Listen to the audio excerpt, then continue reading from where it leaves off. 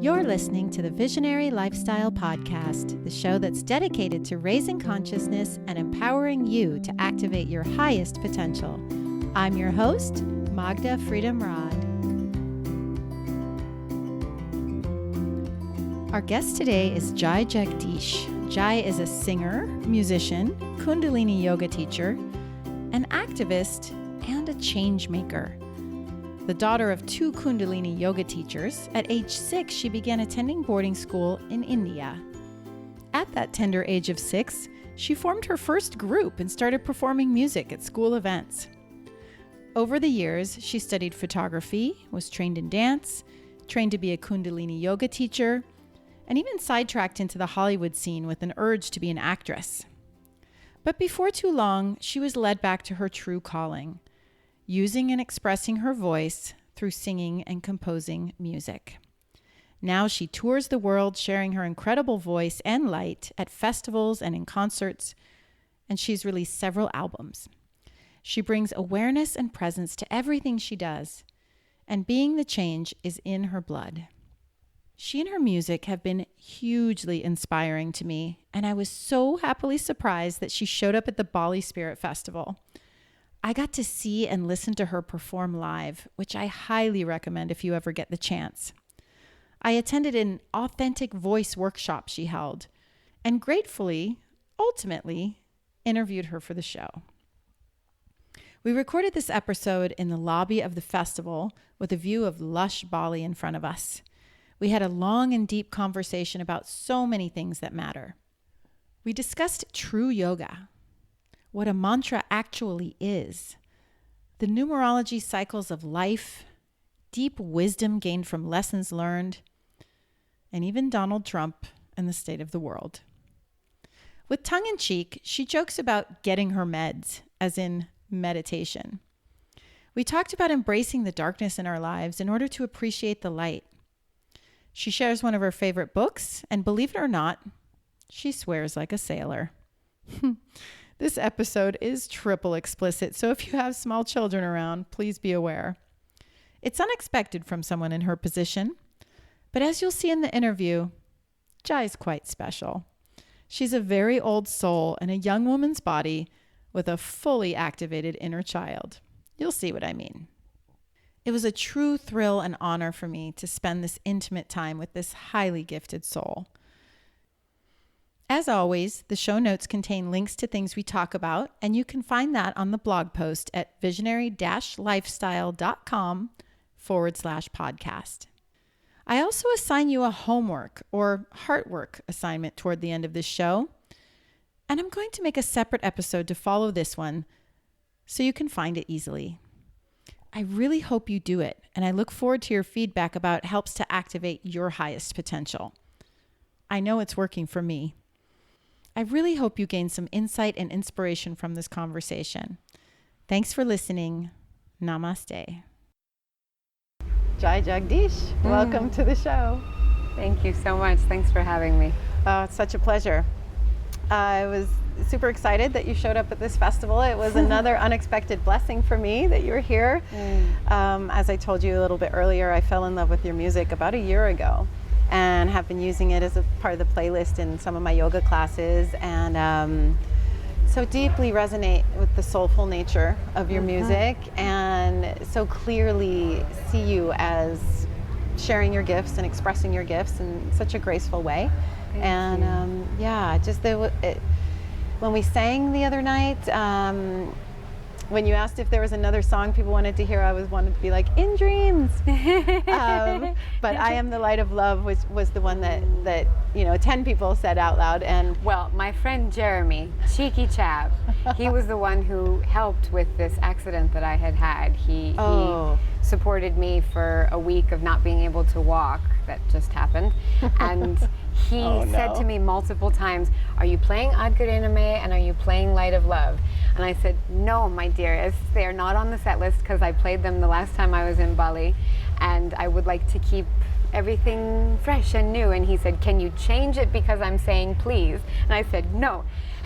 So the concert was concluding. Hallelujah was going to be the lullaby with which I sent everyone home. And then I heard him say in the pin drop silence, "Light of love." And he has this distinct French accent. "Jeremy, no." But then so many people echoed it alongside him. I thought, all right, if we've got the time, it's happening. Here we go. And I'm so glad that it did, because it is such a powerful song. And in fact, I would like to include a recording of it at the end of this interview, because I want everyone to know this song and sing this song daily. I think that alone as a daily practice could change the world. I think it's got a lot of potent reminders in it. Exactly. I think that anytime we can say to ourselves or sing to ourselves, "I am," and then fill in the blank with whatever goodness we, of course, are. Affirmations, there's a reason why people talk often about affirmations being the right tool for empowerment. There's something magical in us affirming for ourselves who we are, and that's very much what that song is. Yes, it is. I honestly think that I might just make a practice of playing it every morning and singing it out loud every morning. I love that. We get to hang out every day. That's right. Yay! You're so much fun to hang out with, so that's super exciting. Only on, what day of the week is this? Only on Fridays. No, every day. No, you're fun every day. I've seen you a couple of times now on stage and around and doing your class today, and you're fun to be around pretty much all the time. I could tell. Except when the shit hits the fan. Oh, and here she goes. Now it's an explicit. Now we're going to mark this one as explicit. There goes the clean status. Jai-Jagdeesh in the house. There are no small children around, so you could just let loose. Now that we're in explicit zone, do it. Whatever you need to do. It'll come out, guaranteed. Yeah, that's okay. That's cool. Self-expression. You're very good with the throat chakra, so do it. I've done a lot of work on my throat chakra to make sure it's wide open. Yeah, I can see that, and I can hear that, and I can feel that, and I appreciate you sharing that, because as you share your gifts, you're empowering other people to connect with their gifts. And on a personal note, the voice and mantra is something that is very much right now, I'm going to say this out loud, is presently awakening in me. And I'm finding myself more and more called to the vibration, finding my own authentic voice, which is what your whole workshop was about today. Yeah. So we could take a mini deep dive into what the authentic voice is and ways to find it, tools to find it, the relevance of it. All right. What does that bring up for you? Lots and lots. I mean, we could talk about this for hours. Let me see if I can try and sum it up. My journey as a human being, as a woman, as a singer, as a creative, really has revolved around finding the thread of myself that goes deep, deep, deep, deep down into the very core of me, the thing that is connected simultaneously to the core of my being and to the cosmos. I think that we've all got that. We've got this umbilical point on the crown of the head that is just linked out into space. And there's, in my mind, in my imagination, there's this golden thread that goes all the way down into the core and stretches all the way out there. And the essence of us is in that golden thread, and it's always present. Sometimes we may not pay attention to its presence. Sometimes we may ignore it for a while purposefully because something else fits in a way that is satisfying something that we need. This is a sort of a dancing around the root subject. I feel like there's a lot of inauthenticity in the world, and I think that we can all see that. I don't think it's going to last. I feel like so many people are waking up to the fact of who they are, and that who they are isn't necessarily in any alignment with a societal construct, and that who they are may be completely at odds with how they were taught to be, even within the context of a safe and loving family. Just, we get wrapped up in ideas of who we should be or who we could be, or wear this lipstick and you'll be desirable to everyone in the world, you know? But I'm going off on a tangent. I do this often. Be forewarned. Okay, that's fine. So we've got this thread that is our essence, and sometimes we forget and sometimes we ignore. But anytime we sink into a space of recognizing it and coming from there, our words land with people and our actions are in alignment with why we're here. And that lands with people. And opportunities present themselves because we've shown up for our contract with the universe. And so the universe is like, yeah, I've been waiting for you to do this. Let me show up in support of you. My life is a perfect case in point. I was absolutely certain I was going to be a Hollywood movie star. I went to Los Angeles with the intention of being in film and television. And really, if I look back on it now, really what I was seeking was validation from the outside. I wanted to be seen, I wanted to be heard, I wanted to be adored. And I don't judge myself for that at all. It was a chapter, it was a thing that I needed to experience and grow through. But I made that choice to go there so that I would have this twinkly lights life. And while I was there, I had all these beautiful alignments with, well, life is one giant, beautiful alignment if we look back on it. Sure. But I had, jobs that were not awesome, that were paying the bills, and experiences that were really hard to go through. And as those started stacking on top of each other, suddenly there was this little voice in the back of my head that said, you have tools to deal with this. You should use them. Because I had grown up with this technology and chucked it aside as a teenager and young adult because I really just wanted to blend in with the world and do my Hollywood thing. But there was this very quiet, present, sacred voice that said, lean on what you know. And so I began to. I would reach for certain prayers that I sort of knew, and suddenly I had relearned them from childhood, and they were providing me comfort in moments of great discomfort.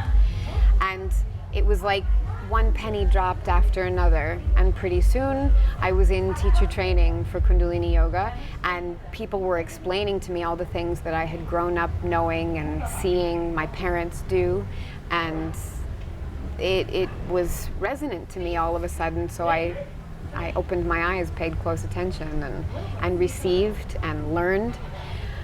And in that process, the whole Hollywood thing just fell away like a layer that had completed its time. And I didn't know what was going to come next, but I knew that it would be something different than where I had been.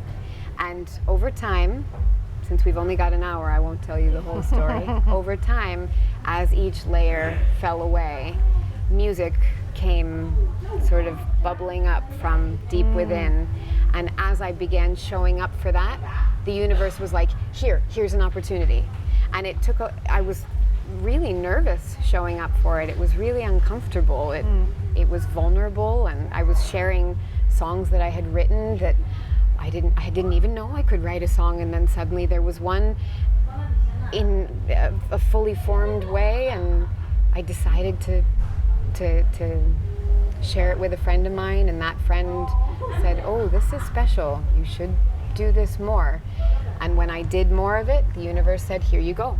And I did more of it, and the universe said, here you go some more.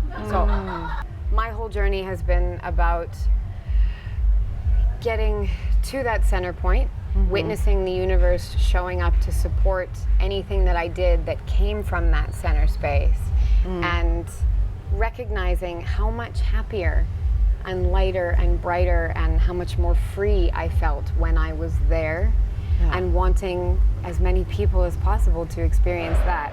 So partly because my journey was a vocal one, and partly because I understood that it wasn't just about singing, it was also about just resonant everything. I started teaching this authentic voice workshop because I wanted to give people the tools to sink into it, and so I teach the same tools that I utilize to make that happen for myself. And I can't tell you how many people have come up to me as I've traveled the world and said, I really enjoy your songs, I can't sing, but, and like fill in the blank, whatever their story is. And it's pretty disheartening to hear someone express that, because I know that if some part of them is shut down in keeping the voice a little bit more quiet, that changes everything about how they express themselves. Everything. So, yeah, a couple things that came up for me there when you were talking is you're using the word tools a lot, and I use that too, like, and even toolbox. You've said a couple of times in your class today too, and I'm on this journey now. I was in India, and I'm in Bali, and I'm not even sure where I'm going next, but all of it is to gain more tools for my toolbox, and as much as possible integrating them in my life, and as much as possible from there sharing them with other people. And I think you said something in the class today about when you connect with that voice, and I love that you're using the image of the golden thread, because I use this too when I teach yoga. When that voice does whisper to you something about acting on it, right? And so like this podcast was one of those messages that came through for me. It was like, do this podcast. Like, just no matter what, this needs to happen. You need to have these conversations with people for more people to hear them, because this is all about raising consciousness on the planet.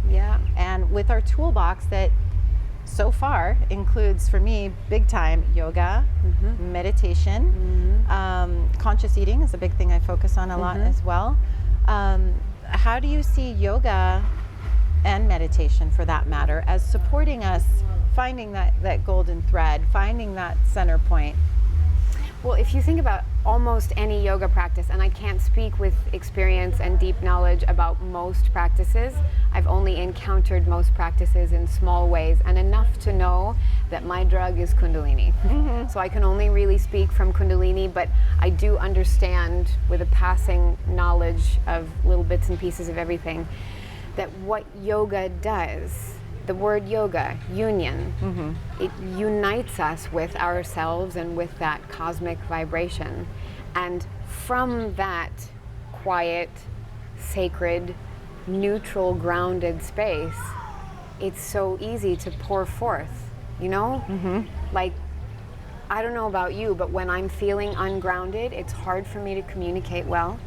It's hard for me to have an organized thought pattern if I need to make decisions, especially if they're hard decisions. If I'm not feeling grounded, I actually have to stop and say, I need to change something about what's happening in this moment, so that I can, more than just putting 2 feet on the ground, I need to get out of whatever spin cycle I'm in, out in the mind, and become more present, so that I can be making my decisions with all of my faculties. And so I think yoga, across the board, all types of yoga, and for me particularly Kundalini yoga, is such an exquisite tool for that, because the breath makes us more present, and the breath is fundamental in Kundalini yoga. And the movement, I mean, you can't move your body and not be in your body. If you're finding ways of moving it, however much can be moved. I mean, some people have a challenge, they're differently abled and maybe not able to walk, maybe arms, maybe they can't reach, or all kinds of limitations, whatever, out there, whatever may exist in the physical form. But being able to move, however much we can move, it's not possible to be absent when we're doing that. I mean, yes, if you took some hallucinogenic drug or something that's designed to make us absent, that's a whole nother ball of wax. But when I'm out on the dance floor, I'm very present. And when I am doing cat-cow, I am very aware of every part of my body. And those things fundamentally, and then getting into meditation, those things support meditation so beautifully. And meditation being what it is, the act of sitting down and facing one's mind, facing one's ego, having a dialogue with the soul, having a dialogue with the divine. You know what they say, prayer is the act of speaking to the divine, meditation is the act of listening. Yes. I do sometimes feel like there's a dialogue, because I'm a bit chatty mentally. I'm like, hey, so there's this issue. Well, you got to get your meds in, right? I got to get my meds in. I love that you made that joke on stage the other night about your meds. Yeah, this is my meds of choice. And I'm talking about my meditations, y'all. Calm down. Yeah. I love that. And then mantra. mantra is a tool in the toolbox. Absolutely. Right? Absolutely. And you said today that mantra means mind wave. Yes. That's the first time I've heard that. Yeah, man is mind. I know it's in both Punjabi and Hindi. I don't know about other languages in India, but Hindi and Sanskrit have this connection. Punjabi and Gurmukhi have this connection, and man is the through line in all of that. Tra, frequency, vibration, wave. And a mantra, well, you think about a ripple of water. You think about a drop that goes into a pool of water and the way that it ripples out. This is what the sound does for us. It's just, it shakes things up. It moves the surface and makes it possible for our vibration to change completely. And most of the mantras that I know have this incredible sacredness to them. Whatever is being said, whatever is being proclaimed or affirmed is so sweetly beautiful and tender. You can't not let go in that embrace. It's all but impossible. So mantra as a tool to quiet the mind, to still the mind, to get us into, would you say a higher vibration? Or like a more resonant vibration with our true selves? I would say that, but I wouldn't say it from a scientific standpoint. I would say it from an experiential standpoint. That's what happens to me. If I'm freaking out about something, if my mind is spinning and I'm overwhelmed, often without even meaning to, I'll just exhale the word Waheguru. And I breathe a little deeper. And if I'm nervous about the way that something's about to go, like sometimes when I travel, there are little hiccups in different processes, and if I need some extra juice and support, whether it's just mental, emotional, or whether it's wanting to feel held by the cosmos, I'll start chanting Guru Guru Vai Guru Guru Ram Das Guru, and it just softens my heart. It softens my being. And I think when we are soft in time and space, when we are, fluid in the way that softness makes us, we're more able to just go with whatever. The flow. Yeah, we're absolutely able to flow. And the fluidity then, I think, translates to how other people engage with us as well.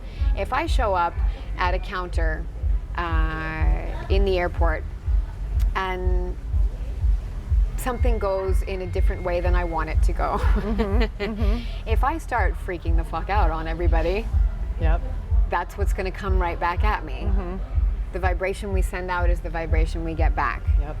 And if I take a breath and remind myself that, number one, this too shall pass. Number two, everything that happens is for the highest good. That's the request I make every single day. I say my little prayers and I'm like, all right, it would be really cool if you could just put these things in alignment for me, because that's what I want. But ultimately I understand that it's all for the highest good, so I will roll with it as best I can. Thanks very much. This is how I pray, basically, out loud, like I'm having a dialogue with, well, not even with a buddy or a it's shockingly informal, I should say. This is how I write as well when I'm having a dialogue in that way. It's like, hey, dude, what's up here? So, yeah, that's your style. That's how you roll. It's how I roll. You're informal, you're friendly, you're approachable, Completely. you're like down to earth. As much as possible. You swear. But if I come back to that airport counter, if I take that breath, if I find that mantra, if I create softness in myself, and I approach the person with politeness and respect, which everyone deserves, and if I approach the situation as an opportunity for me to learn greater patience and a more conscious communication in a moment of complication, more often than not, things are really quite okay. Sometimes I'll get away with not paying for something that they really wanted me to pay for, just because, we have a gaggle of gals behind us who are having a bit of a celebration. That popped up right next to us, a little pop-up yoga class. This is Bali Spirit Fest, There's so much spirit around here. I know. I can hear the bass. I can hear that waterfall situation over there. The phone is ringing. You should hear it in my headphones. It's about 20 times louder. And so it is. Lucky you. Like I said, the last season I recorded in India. So if people are still listening to the show after that, they know. They're prepared. And you know what? I'm bringing the world to my listeners. Absolutely. It's like, that's what India sounds like. This is what Bali Spirit Fest sounds like. It's like you're here with us. So, part of the action. And for us to be soft inside of this. Yes, and fluid and just fluid. Yes, it's things. all yoga. It is. It's all yoga. It's our opportunity. Like you standing at that counter is yoga. How you respond is your practice. Absolutely. Right? Sean Korn talks about, she enacts, she really walks her talk off the mat and into the world. Yeah. Yoga is not about a practice on a mat. I mean, yes, that's important. And everything, all the fancy bells and whistles that we put around that practice, that's a circus. And then there's the beautiful practice of yoga. But then how do we take the beauty that's found in that moment of discipline and surrender and bring that out into our daily lives? Have you ever heard of Jack Kornfield's book, After the Ecstasy, The Laundry? No. Oh, it's fantastic. I hope everybody reads it. It's an incredible collection of his anecdotes or his writing of other people's anecdotes that are all about being a seeker on the spiritual path, whether they're teachers or students. It's from every taxis. Yeah, it's from every different type of discipline. Well, I shouldn't say every. It's from many different types of discipline. He doesn't just focus on stories about the Dalai Lama or stories about Hare Krishnas in India or temples up in the mountains. He pulls from a lot of wisdom seekers and wisdom keepers and weaves this beautiful portrait of a person on a spiritual path and offers support for the person on the spiritual path in the process.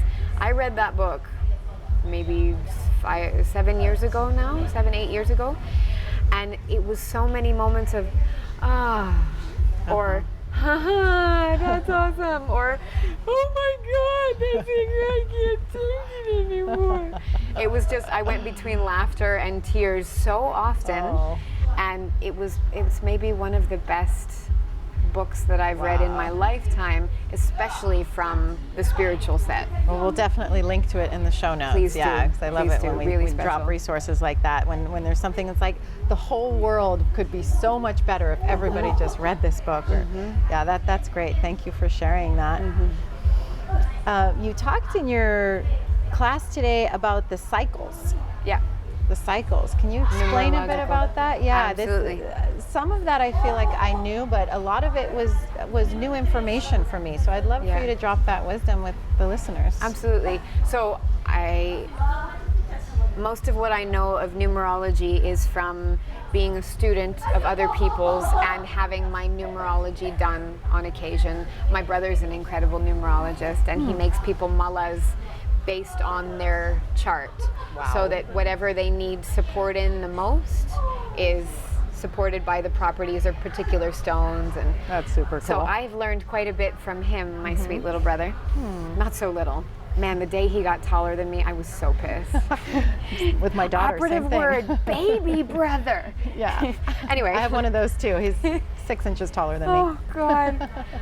And aren't they beautiful? Yes. Aren't they just radiant specimens of manly wonderfulness? Anyway. Yeah. So cycles. Numerological cycles, the ones that I know the best and the ones that I am keenly attuned to are the 7, 11, and the 18. The 7 is a consciousness cycle. Every 7 years, you think about every multiple of 7 in the human experience. You've got at the age of 7 and 14 and 21 and 28 and so on and so forth. We won't show off my math skills, even though they're legendary. Sure, of course they are. This is when the psyche changes completely. And it's not as though it suddenly happens on one particular day. It's a slow evolution, but everything sort of drops in right in the 7 year. And it can be a very shaky time for people because suddenly you're questioning everything you understood before. And sometimes the answers are readily available, especially if there's a spiritual practice. The answers are more readily available. I feel like any yoga practice, but particularly Kundalini yoga, carries people through these transitions so beautifully. So 7, we've got consciousness. Everything changes. 11 is intelligence, and this is a new way of seeing and being in the world. This is like knowledge and logic and and interesting sounds. Yeah. Primal yoga. Primal yoga. This is, Yay, primal yoga. schooling of some kind. It's like life school kicks in those 11 years, if that makes sense. Yep. Going with the flow right now. We're having life practicing school my yoga. right now. Life school. It's all yoga. So Yeah. 11, 22, 33, 44, on and on. Then we have the 18, which is the life cycle, which is also referred to as a physical cycle. The look on your face is priceless. I'll probably never get enough of that wide-eyed wonder. Wow, do they have to be so loud? I guess so. It's our practice. It's Yes. perfect. Yeah. So As long as you're audible, as long as I'm audible. Yeah, It's we are. something- I just invite the listeners to pull our voices out of Great. the din in the background Great. and focus on the brilliant wisdom that Jai is putting down right now. Well, Yeah. I clearly must be in an 11 cycle because all the knowledge is being dropped, yo. No, I'm 35 at the moment, so I'm in a 7 cycle. And everything is shifting and changing. But I digress. The life cycle, if you think about the 18-year-old body, this is when sort of the ripeness happens. It's quite weird that in mainstream culture, 18 is the moment when certain things become legalized. That's just, it's interesting that it happened to be that way because there really is a transformation that occurs there. And every 18 years, the body tends to change pretty dramatically. I'm not sure what that I'm going to noise say is. Bali is changing pretty dramatically during the course of this conversation. Last time I sat here, I interviewed Kevin James. The minute I turned on the recorder, that rainstorm started. Do you remember that? Oh, that must and have we been had beautiful. thunder and was the background I have for a some lot friends of that. who were in China one night, sitting in an open pavilion space. Who were in China one night. What a weird sentence, but that's all I know about where they were in the world. They were on a tour on mainland China, and they were in an open pavilion, and there was a zither nearby, and someone started making tea, and there was, I think, also a violin nearby. Anyway, there were things nearby, and they were all musical, so they started playing, and you could hear the storm raging around them. At one point, it was just soft little drops, and then thunder, lightning. You could feel all the force and power, but they just had the presence of mind to hit record on someone's laptop and captured this. I think it was about 45 minutes of just weaving in and out with instruments and the ambient sound and everything. It's magical. Wow, nice. I don't know if they ever did anything with it. I don't know if they released it into the world, but I listened to the beginning of it one day, and I was like, yeah, I want this in my life. Yeah, interesting. Yeah. Well, maybe this will sound magical like that. I dare say it will. Of course. So the 18 cycle, this is where we keep getting a little bit lost. 36, and so on and so forth. I won't get caught up in doing all the math. Yeah. But these are moments when the physical body undergoes some big change. You know, certain faculties may slow down at 36 or 54. Certain things that we might have taken for granted before are suddenly just not as present or as able, whatever the case may be. So the thing that I want to get at is that there are 2 periods in life, one in the 30s and one in the 50s, where a number of these cycles, 3 specifically, fall almost in a row. So 33, 35, 36 are all multiples of the 3, and then 54, 55, 56 are all multiples of the 3. These are the moments in time when most midlife crises happen. These are the moments when people look at their life and say, nothing makes sense anymore, and I want new things, and I am a different person, and surely this means that everything has to transform. And so my relationship's going to end, and I'm going to go buy a Lamborghini, or I'm going to move to a different country. And, you know, some of it might be really resonant impulses. I think the place where we get stuck is not knowing that this is what's happening, or not having a practice to hold beneath what's happening. And so thinking that every random impulse that fires off is an impulse that needs to be listened to or honored, you know? It's so important for us to be discerning in those moments and to listen to the voice of our soul, to get really in touch with the intuition, so that we can clearly, so that when we ask, we can clearly receive whatever guidance. You know, sometimes the voice of the intuition doesn't make much sense.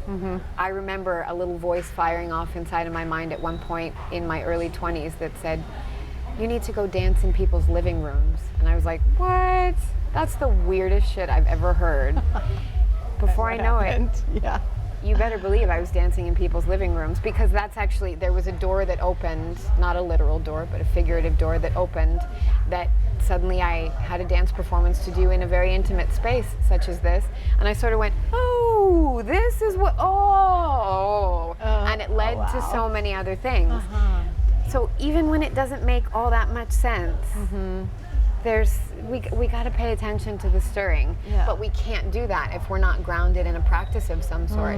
And when I say practice, I mean, for me, getting into water is a part of my toolkit. It's a part of my practice. Even just the act of taking a shower is healing and therapeutic for me. Getting into a body of water is sort of the ultimate, for sure. But that's in my bag, and playing with puppies is in my bag, and going for bike rides is in my bag. And if I find that I'm stuck in some way, sometimes I'll recognize that I'm in a space where the air is claustrophobic, and I just need to get to a space where I can breathe a bit more deeply and feel more free. That's in my toolkit. You know, it's a wide variety of things, and of course I'll forever be a champion of people doing more yoga and meditation, because I've watched my life completely transform and open wide through those practices, but it doesn't have to be that. Yeah, well, again, I mean, it goes back to it's all yoga, because and especially, right, if you're doing it consciously, it's like when you take that shower, when you get in that body of water, when you play with those puppies, if you're present, and you can even bring the awareness to, this is me, you know, going to my happy place. Like, yes. right? Oh my God, such good terminology. And I think we've been sold something unfortunate, you know, that phrase, the pursuit of happiness. It's not something we run after. It is a choice, moment to moment, from one day to the next. If I choose to be happy, and I do always, that doesn't mean that I pretend that the darkness isn't there. We have to honor the darkness to step fully into the light. It's an important point, right? We don't want to gloss over that. We want to acknowledge the darkness, thank the darkness, right? It's part of the whole cycle. Yeah. Polarity. Life would be nothing without polarity. Birth and death. Up and down. Yeah, hills and valleys, all of it. All of it, completely. So, actively choosing happiness, and still allowing ourselves to breathe in what hurts and what makes us crumble, and taking time to nurse those parts of us, and receiving the support that comes in. Man, last week was so hard for me. I had this little motorbike accident. I wasn't driving, someone else was driving. My feet were a bit too exposed. We were on a narrow path. A concrete brick just came out of nowhere and took a bunch of skin off my toes. Ouch. And in really sensitive places, and quite deep in one place. So it was hard to walk. I couldn't put pressure on my foot. And it can be, I'm a very independent person. I travel the world on my own very often, and I got myself, you know? So sometimes it's very hard for me to receive other people doing or taking care of things that I know I can do for myself. So to have people cooking or bringing me food, to have to be helped into the bathroom, to go use the toilet, there was so much about it that was so unsettling for for me in the way that I like to live my life. And at one point midway through last week, there was a beautiful thunderstorm happening. And where I was staying, my bed was quite close to a big double door that led out to the pool and where all the rain was coming down. And I grabbed an umbrella and I hobbled outside because I happened to be alone at that moment in time. And I sat myself down on the concrete next to the pool and I put the umbrella over my foot. And I just sat there and breathed until I cried. I breathed because I knew it was coming. I knew it needed to come up. And I knew that I wouldn't be able to return to any part of my lightness unless I gave it permission to come up, come out. And what it ended up being was a long stream of forgiveness. It ended up being all these little bits of baggage that I was carrying that I either knew I was carrying and thought weren't a big deal, or that I didn't know I was carrying and that were so much heavier than I knew they were. And I sat there and I said it aloud. For me, saying it aloud is really cathartic. And it was everyone. It was myself. It was everyone to whom I'm related. It was every man I've ever had an intimate relationship with. It was some of the people in the world who push my buttons. It was Donald Trump. Wow. You know? And I can't claim that I'm done forgiving Donald Trump because holy,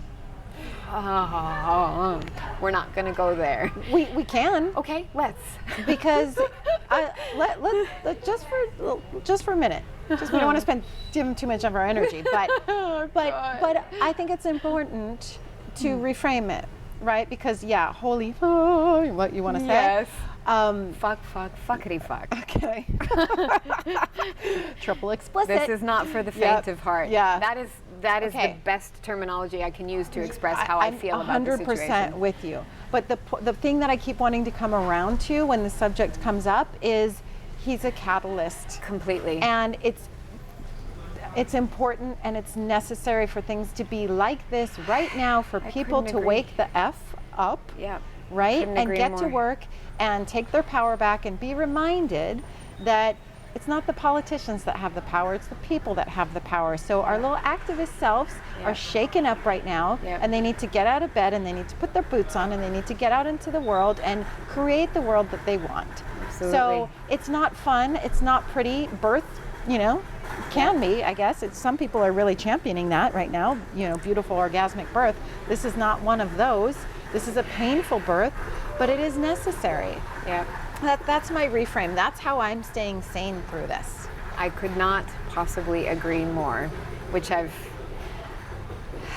had so many friends, wonderful teachers of yoga or people who are living their dharma, walking their walk out in the world, and who are paying really close attention to how the fabric of the universe is woven together in this moment. And he is absolutely a catalyst for people to wake up, for people to unify, for people to take back their power. I mean, you see what's happened, particularly in the States in the past couple months, but all over the world there's this solidarity.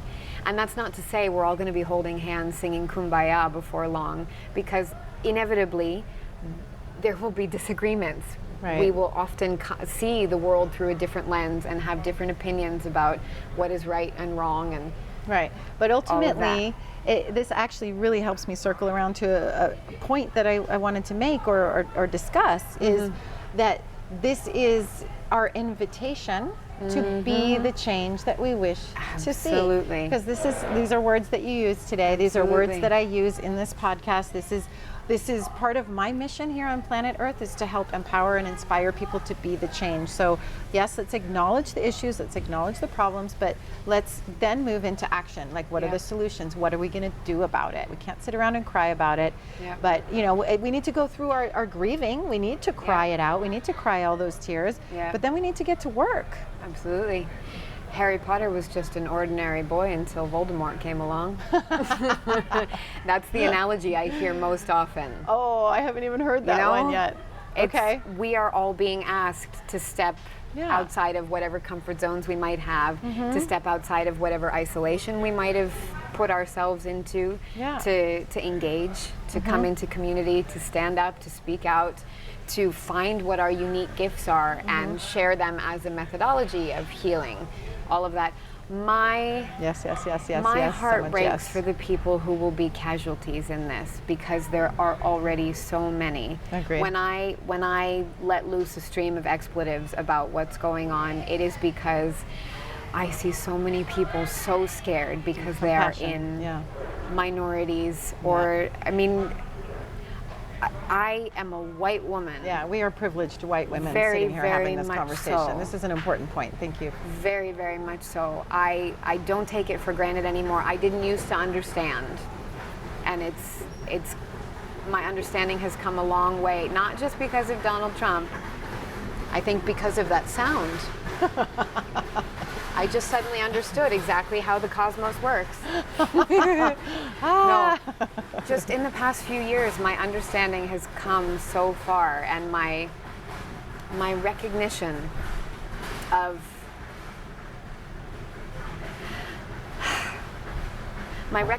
the responsibility that comes with the privilege that I have. You know, I went to the Civil Rights Museum in Atlanta last summer. I happened to be passing through the South when a lot of stuff was happening last summer, and I watched it, and it just sort of shook me to my core, and I felt like I needed to learn more about things that I didn't know enough about. And so I made sure to make a detour through Atlanta on my road trip, and I went to many of the historical Martin Luther King Jr. sites, and I went to the Civil Rights Museum, and my heart hurt the whole time. Some of it I knew, a lot of it I didn't know. My jaw was on the floor and my heart was aching, and I went, how did this happen? How? No, God, no. Probably the most impactful thing was this flow chart that showed roles: oppressor, oppressed, silent person. The silence only ever serves the oppressor.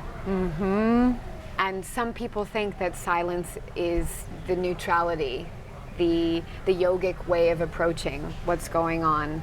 And I'm not going to argue with you about that. I'm not going to disagree with that if that is your opinion. However, I would encourage you to look at the possibility that you choosing to be so silent and so neutral and focusing only on the positive in the equation is really leaving the disadvantaged person at even more of a disadvantage.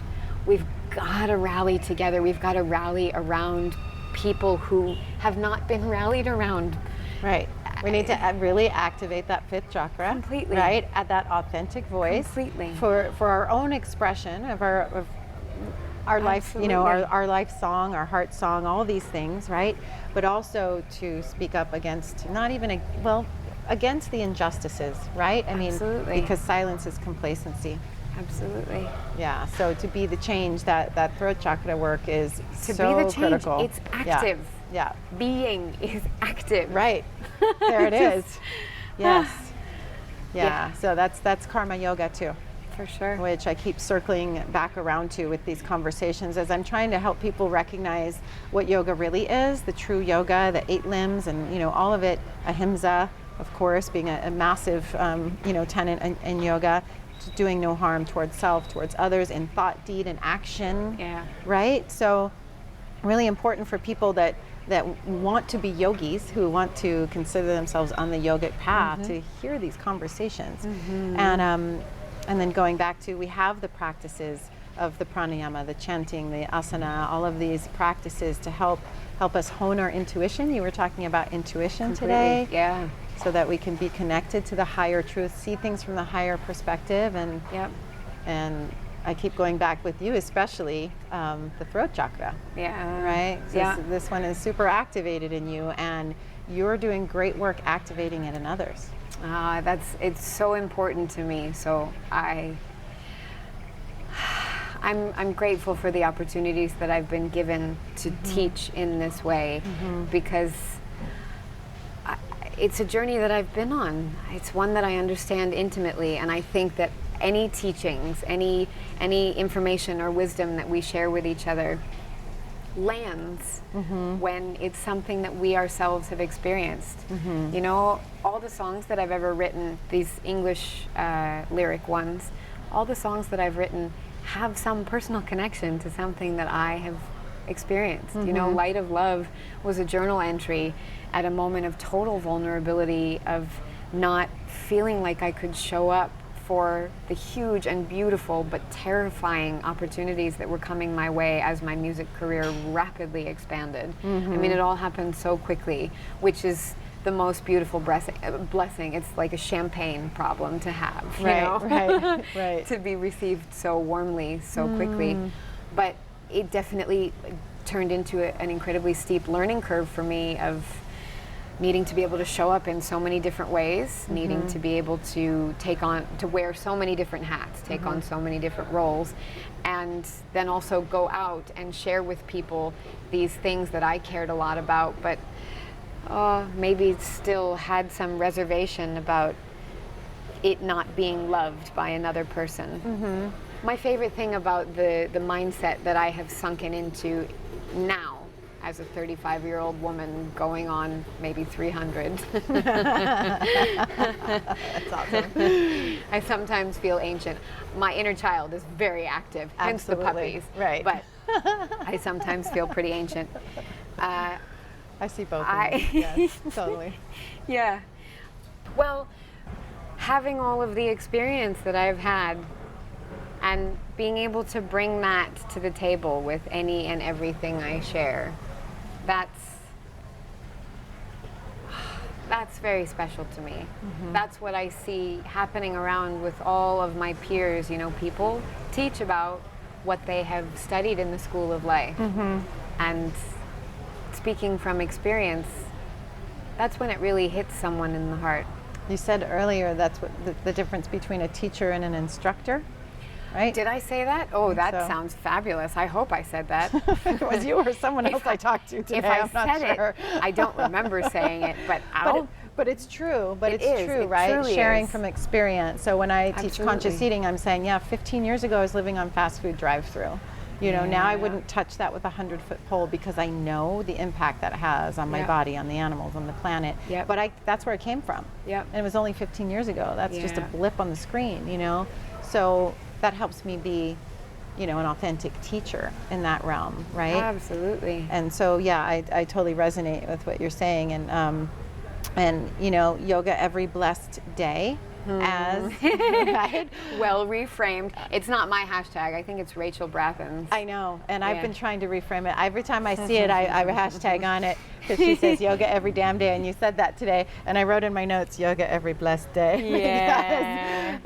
It's so much about reframe, right? And shifting perspective, because you know that's Western yoga, right? And I don't know, maybe I'm feeling a little judgy right now. I'm just gonna call myself out on that, but I want to encourage people to look at the holistic yoga and bring the sacredness into it. You know, I have no desire to teach yoga in a gym, you know, or in a place that doesn't allow me to express the sacredness of this practice. I hear that. So I'll be devil's advocate for a moment. Sure. Because my father, who's been teaching Kundalini yoga for maybe 45 years. I think he's 62 this year, will be 63. And sorry, Papa, although I think everybody knows. He's one of the sweetest people in the world. And my mother, she's been teaching for as long. For a while, the two of them were teaching in a couple of sport and health clubs around Virginia.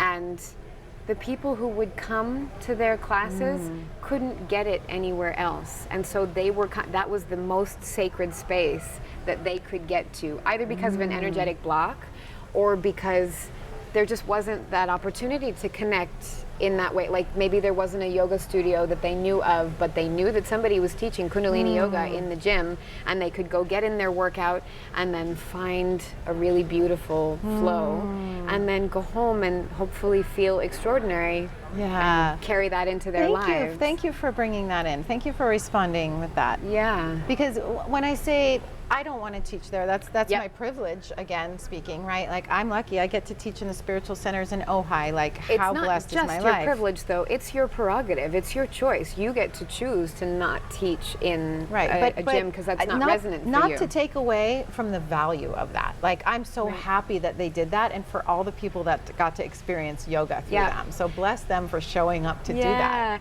And I think actually they no longer do it. Just in the past couple years, they gave up those classes, partly because the health club wanted something different. Kundalini yoga involves chanting, and sometimes people who go to a health club are just not cool with that. Right. They wanted something that was a bit more mainstream, streamlined, comfortable. Yeah. And so my parents opted to, of course, not change the teachings. That wasn't going to happen. Right. But also decided to let that new paradigm come in. Yeah. They stepped away from it.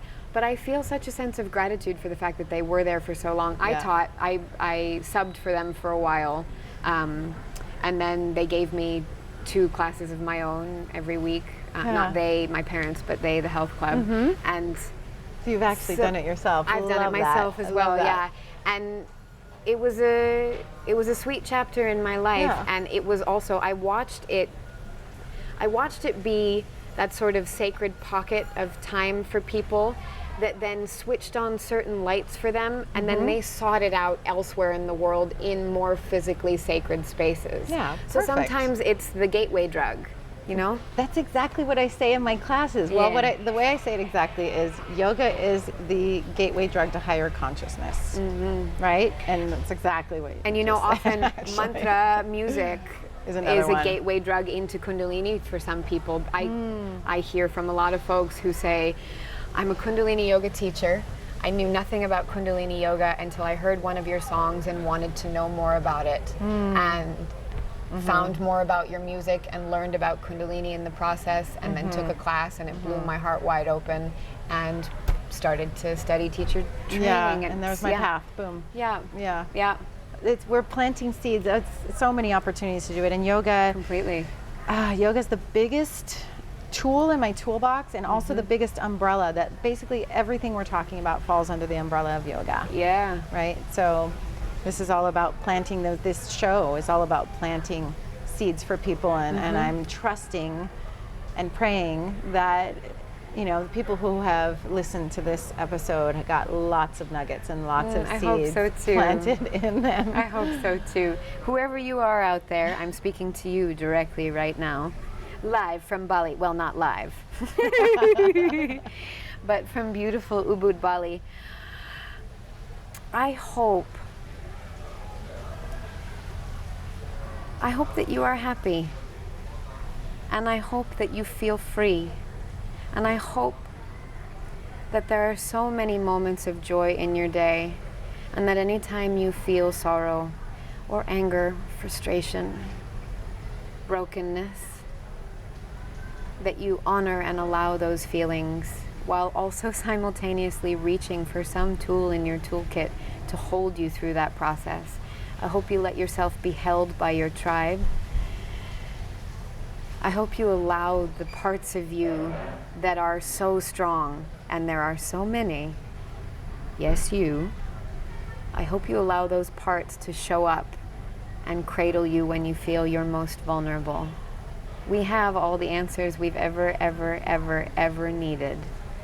All we have to do is listen. All we have to do is ask for grace, and it is given.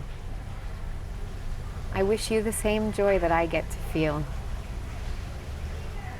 And I hope that you recognize how lucky you are, as I recognize how lucky I am to get to walk this path, this human experience. Love, love, love, love, love, love, love, love, love. Thank you so much for spending this sacred, precious fun time with me today. Thank you for having me. I'm so grateful to you for delivering your gifts with such grace in the world, really. Thank you for receiving them, for honoring me by saying so, and for reciprocating. We're going to share the light of love just following this, so people are just going to get to dive right into that yumminess. And I really invite everyone to make it a practice. Listen to it every day. Give it, let's say 40 days. Let's all do it together. Everybody listening to this podcast, this song that's coming up next, listen to it every morning. Sing it out loud. Learn the words. Sing it for 40 days. Embody it. Believe it. Know it. Be it. Even the dudes. Even the dudes. Even the dudes, because when I say I am the child, I am the mother, I am your bride and your lover, I'm not speaking as a woman. I mean, yes, I am, because I've got that body. But I'm speaking in terms of mortal and divine, human and God. God's a hard word for me, but I'm going to use it anyway. Spirit, it's always referred to as lover and beloved, bride and groom in the sacred texts, in the ancient poetry. And so even the guys out there, I'm singing this for you as well, from your heart to the heart of the divine. Enjoy it. Deep bow of gratitude to you, Jai. Thank you. Namaste. There will be hugs. There will be hugs. Thank you so much. Thanks so much for answering the call to be here today. I'm so glad you're part of our tribe of activated rainbow warriors. If you found the show in any way empowering or inspiring, I would be so grateful if you would share the show on social media or with friends and family that you think would benefit from these conversations. And also, rate and review the show in iTunes. This is really the very best way to help support the show and help us get noticed by others who are looking for the sort of content that we're sharing. Now notice there are no outside ads playing here. That's because the show is supported by you, the listener. You can become a patron of the show with a small monthly donation by checking out the perks on our Patreon page at patreon.com/visionary lifestyle and signing up there. There's also a one-time donation button on the podcast page of the website if that suits you better. And just so you know, your donations help to cover the necessary out-of-pocket monthly expenses to produce the show and will also help us grow so we can inspire and educate even more people. And hey tribe, I'd love to hear from you. Visit me at visionary-lifestyle.com and please tell me your comments and questions. I really look forward to connecting with you. I love you. Namaste.